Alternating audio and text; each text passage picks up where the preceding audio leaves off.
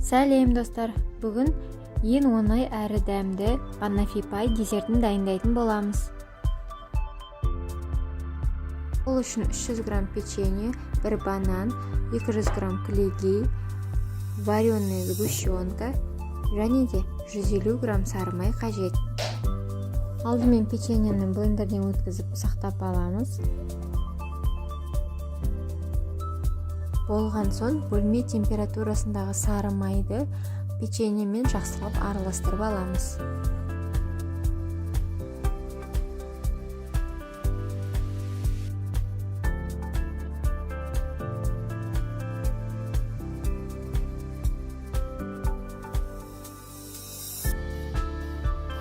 Енді диаметрі 22 см болатын формамызға печеньені нығыздап саламыз. Болған соң тоңазытқышқа 30 минутқа қойып қойыңыздар.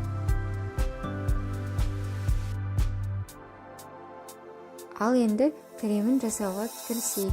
Крем жасау үшін міндетті түрде клейгейдің салқын болғаны жөн. Клейгейге қант ұнтағын қосып, алдымен баяу жылдамдықта, одан жылдамдығын асыра отырып, миксердің көмегімен қоюланғанша араластырамыз.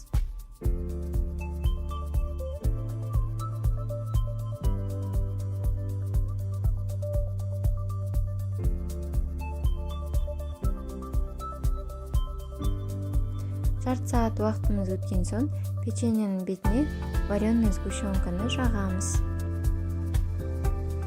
Сгущенканың құрамы сүт пен қанттан құралуы қажет. Одан соң сгущенканың бетіне бананды біркелкі етіп қойып шығамыз.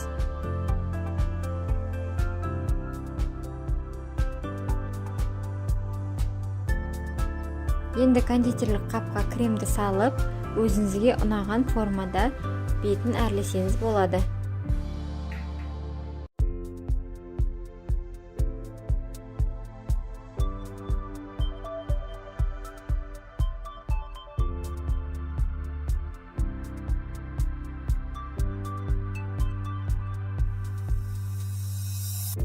Әрлеп болған соң бетіне әдемілікке какао ұнтағын септім.